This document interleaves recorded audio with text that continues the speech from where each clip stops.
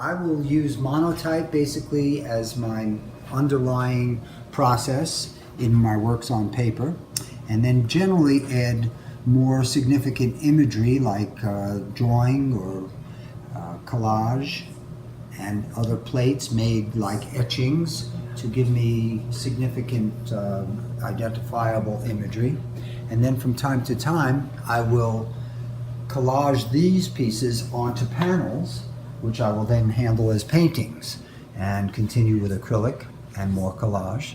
So what I do is basically combining lots of different techniques, and though I am a printmaker, I don't consider myself a traditionalist in printmaking, but rather someone who uses printmaking as a tool, like anyone would use painting or sculpture as a technique, but I'll combine them together to make my finished product. So for this segment, I'm going to demonstrate how to ink and print a monotype as an underpainting with collage, and then we're going to print a solar plate on top of it to make a small 8x10 impression. So we'll start by, I started actually with a ghost plate. There's some information on this plate, and I have a key that is matching a plate that's going to go in that area. So to start with, I'm going to take some ink from my palette.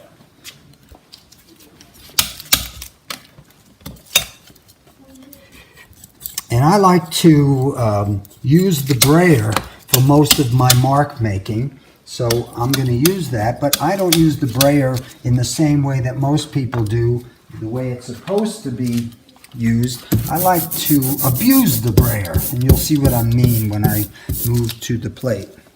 So we're going to add some imagery to here, and I'm going to push it around. You see how I make scuff marks? That scuffiness is something that adds a little more nuance to the image. And now I'm doing a subtractive technique which reduces some of the intensity of that ink. And I'm going to go back to my workstation here and take a little yellow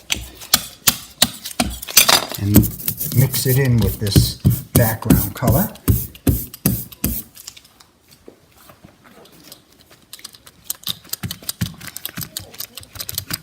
So this kind of wind-blown background of a tree is going to show up. I see a little purple in my ghost.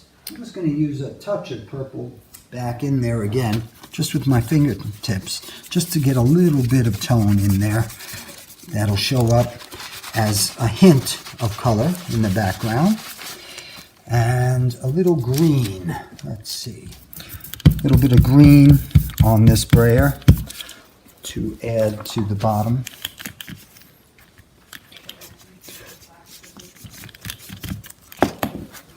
And again, I'm reducing it because I don't want it to be so strong that it's here of where the tree is going to go.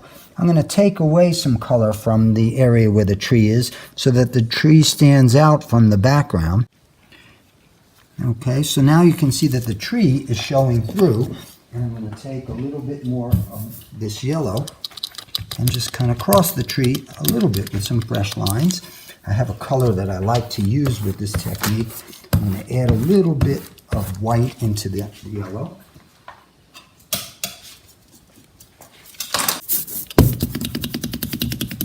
To make it a creamy color. There, look at how that shines. Nice. And we'll take away a little bit more in front of the tree because that was a little too stiff, too thick. And go back. There we go. So it's embracing the tree.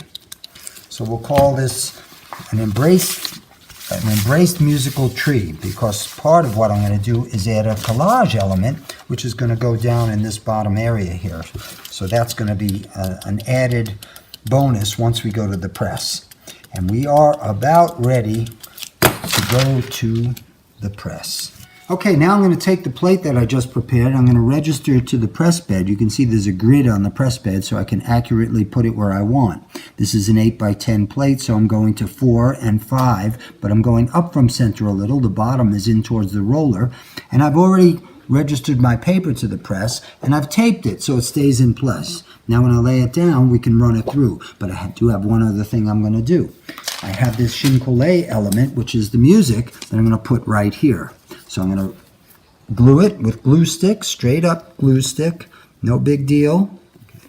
So I'm gluing the back side of my collage element, and I'm going to place it onto the press, onto the image on the press, upside down so that it glues to the backing paper at the same time that the ink is printed on the front side. Okay. Now I'm laying the paper down, and you can see I have tick marks on the paper, which represents where the paper goes if I was to repeat this process later on with another image. We're going to roll it through both ways.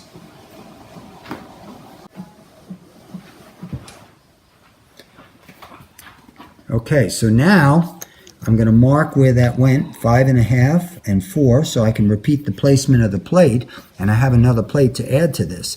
There's my underpainting, ready to go. Okay, so now I'm going to incorporate the solar plate, which is an image that was taken from an original drawing that I made into a plate through Photoshop and a printer. Here's the original plate that I started on, and you can see how it matches the image. And that's how I knew where to keep my lines separate. And now I'm going to ink this plate. What we do is we take a card. I'm going to squeegee ink over the whole surface of the plate. By putting the ink over the whole surface, I'm saturating the entire image. The lines in the image are beneath the surface. So what that does is when I ink this and then I take the ink away, it's going to leave the ink in the lines, and when I run it through the press, it's going to push the ink out of the lines onto the paper. So now I'm going to remove this ink, or a good deal of it, with this little card, and put this aside. I can use that again, and I'll start with a dirty wiping cloth and wipe in a circular motion, really just lifting the ink off the plate. This solar plate has a steel backing and it's on a magnetic sheet, so it doesn't move around while I do that. Now I go to a cleaner tarlatan, or cleaner wiping cloth, and you can see the ink comes off pretty easily. I'm using Akua water-based printing ink, and I'm doing all my printing on dry paper.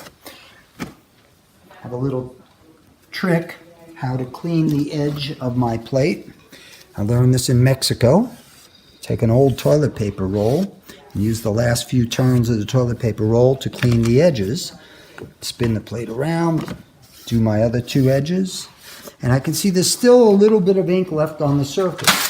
So I'm taking a phone book page and just very quickly polishing the surface, removing the whites or the ink from the white areas.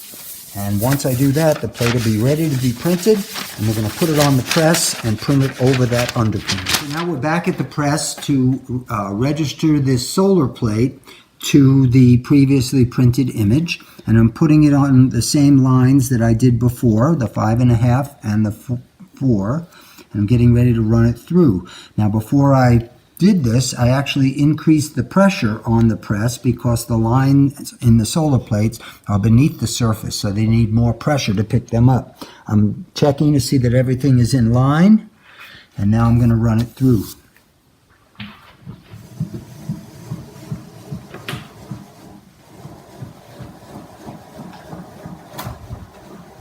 And we're going to go back.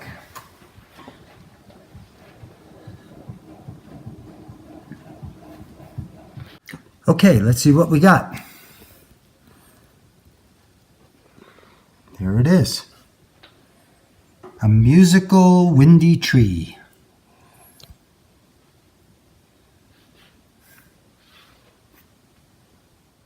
Okay, so sometimes certain things don't work out exactly the way that you want, and since I'm making one-of-a-kind images, I take the liberty of touching things up. So just now, I'm taking a colored pencil to mimic the ink color, and I'm filling in where it might have some gaps where I wasn't accurate perhaps with the underpainting. And right here as well. And then my last minute thing, which I call touching up my work and finishing it off, curating. I'm going to draw a little line here because I think it needs it. This would have been something that I could have put in the original making of the plate, but since I didn't, I'm applying it by hand. And there we go, a finished image. Just needs a title and a signature, and we're done.